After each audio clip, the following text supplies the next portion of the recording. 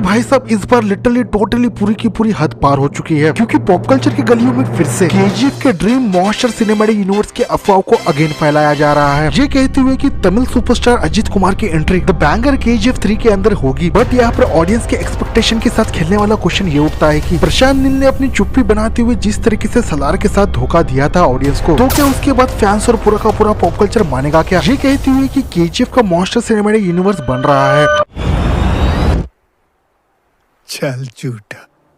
अब देखो मुद्दे की बात ऐसी है कि सडनली क्या हुआ पता नहीं, बट इंटरनेट सोशल मीडिया के हर प्लेटफॉर्म पर रैंडमली जिस सिनेमैटिक यूनिवर्स का पॉप कल्चर के अंदर कोई एग्जिस्टेंस नहीं, वो फैन मेड केजीएफ यूनिवर्स जोरों शोरों के साथ ट्रेंड होने लगा। और देखा जाए तो इसके पीछे का रीजन रॉकिंग स्टार यश या केजीएफ चैप्टर 3 का कोई स्मैशी अपडेट नहीं था, बल्कि इसके टोटली अपोजिट एक स्ट्रेंज मैसिव मैडनेस से भरा कोलैबोरेशन था, जिसका लिंक फोर्सफुली जबरदस्ती के साथ केजीएफ यूनिवर्स बना के जोड़ दिया गया। कहने का मतलब ये है कि स्ट्रॉन्ग रूमर्स ये निकल कर आ रहे हैं कि प्रशांत नील साउथ सुपरस्टार अजित कुमार के साथ एक dynamite hard pumping savage collaboration करने वाला है, जिसमें सस्ते नशे करने वाले फैन क्लब्स ने सड़ा गांजा फूंक कर मिर्च मसाला मारते हुए इस मोस्ट एंटिसिपेटिंग स्टैंडअलोन वाले प्रोजेक्ट को सीधे सीधे केजीएफ के यूनिवर्स के साथ ही जोड़ दिया। इतना ही नहीं बल्कि अनग्रांटेड फैन थ्योरीज बनाते हुए अजित कुमार की मूवी के इस कैरेक्टर को सीधे सीधे केजीएफ के चैप्टर 3 के साथ भी जोड़ दिया, ये कहते हुए कि मॉन्स्टर रॉकी का कैरेक्टर और अजित कुमार का कैरेक्टर एक साथ केजीएफ के पार्ट 3 में एक साथ लोहा लेते हुए दिखेंगे। चलो एक बार तुम्हारे दिल को सिनेमैटिक ऑर्गेज़म देने के लिए इस बात को मान लेते हैं कि पब्लिक डिमांड वाली so called KGF cinematic universe अभी भी बन रही है, और रॉकिंग स्टार यश की केजीएफ चैप्टर 3 इस सिनेमैटिक यूनिवर्स का एंड गेम होगा, जहां पर जूनियर एनटीआर की 31st मूवी ड्रैगन, जो अगेन कच्चे पक्के रूमर्स के हिसाब से ये कहा जा रहा है कि ये फिल्म भी मॉन्स्टर केजीएफ और डायनासोर सलार के साथ कनेक्ट होगी, जो कि मेरे हिसाब से एक बुलशिट और थर्ड क्लास रूमर है, क्योंकि लॉजिकली देखा जाए तो जूनियर एनटीआर और प्रशांत नील के कोलैबोरेशन के अंदर बन रही ड्रैगन को हुम्बाली स्टूडियो बैंकरोल नहीं कर रहा है, तो जूनियर एनटीआर की dragon movie so called KGF universe के अंदर होगी, इसका दूर दूर से भी कोई सवाल ही नहीं उठता। तो लॉजिकली ड्रैगन का पत्ता कट जाने के बाद रही बात सलार के केजीएफ से कनेक्ट होने की, बीच में पृथ्वीराज सुकुमारन ने इस बात को लेकर इंटरेस्ट जताया था।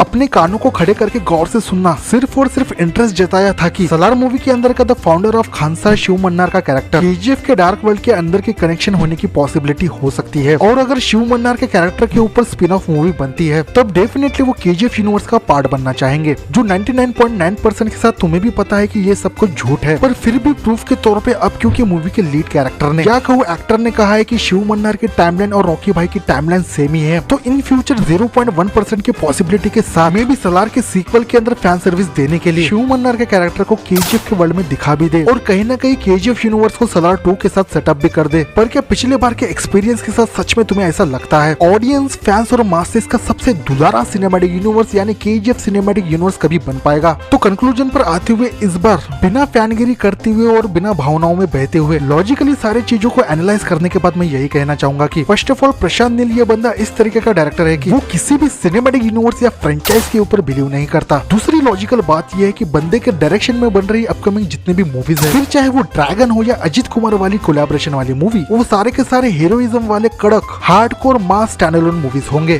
तीसरी बात ये है कि बंदे के पास इतना टाइम नहीं है कि वो केजीएफ के सिनेमैटिक यूनिवर्स को बिल्ड कर सके, यानी 2024 से लेकर 2025 तक बंदा सलार के चैप्टर 2 को शूट करने से लेकर उसके रिलीज तक एड़ी चोटी का जोर लगाते हुए बिजी रहेगा। उसके बाद 2026 से लेकर 2027 तक ऑफ कोर्स बंदा जूनियर एनटीआर के साथ ड्रैगन मूवी बनाने में बिजी रहेगा। तो उसके बाद बंदी का मूड बना तो 2027-28 सिंपली केजीएफ चैप्टर 3 को बनाने का मूड बनाएगा। तब कहीं जाकर 2030 में यानी लॉजिकली आज से 5 से 6 साल बाद केजीएफ चैप्टर 3 10% की पॉसिबिलिटी के साथ बिग स्क्रीन के ऊपर हमें देखने को मिल सकती है। तो ऐसे में सुपरस्टार अजित कुमार की मूवी किस एंगल से प्रशांत नील के इस हैक्टिक शेड्यूल के अंदर फिट होती है, और तुम ही डेडपुल की कसम खाकर बताओ कि the giant monster gangster KGF cinematic universe कैसे बनेगा?